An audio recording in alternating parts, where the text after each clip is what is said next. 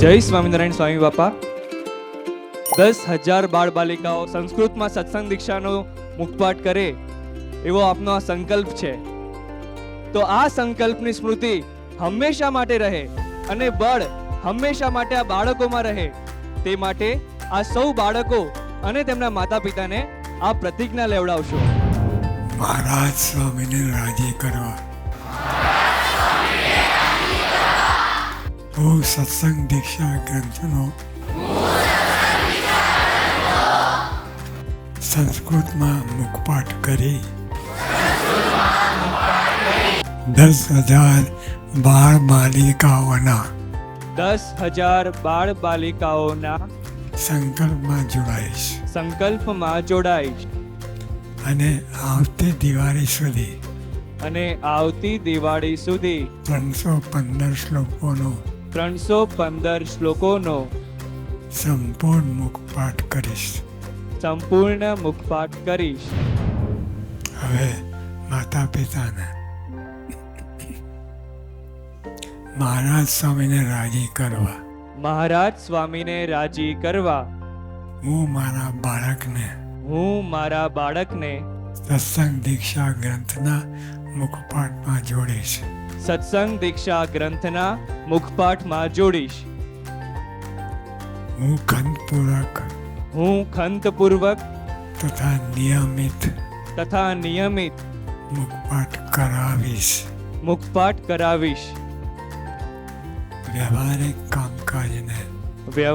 કામકાજને ગૌણ કરીને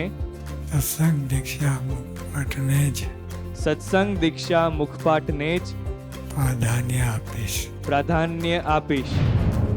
સ્વામી બાપા, બાળકો બાળ સભામાં અઠવાડિયામાં એકવાર આવતા હોય છે, જ્યારે વાલી પાસે વધુ સમય ફાળવતા હોય છે.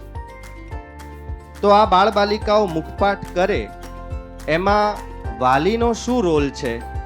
વાલીઓ મુખપાઠ કરાવે ને નિયમિતપણે અને સારી રીતે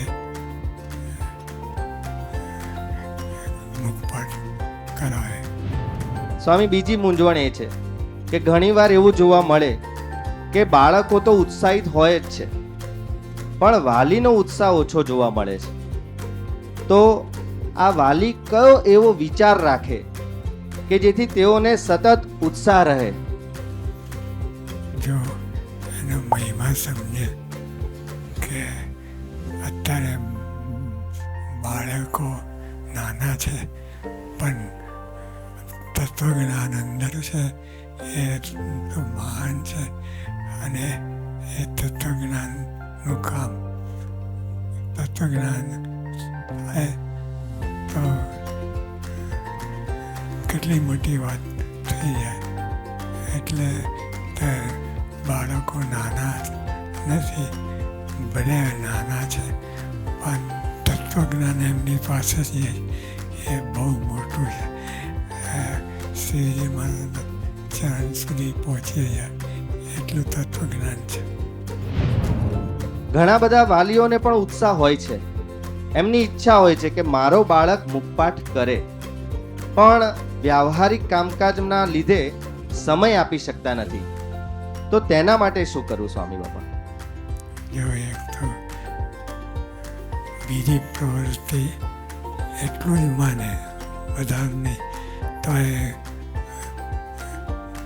એના માટે સમય આપી શકાય. અને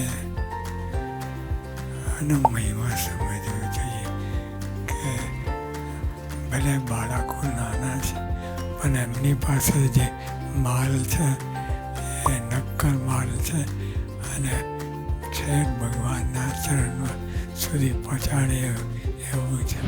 સ્વામી બાપા, આ મુખપાઠ માટે આપની અંતરની ઈચ્છા શું છે એ સૌ વાલીને જણાવો.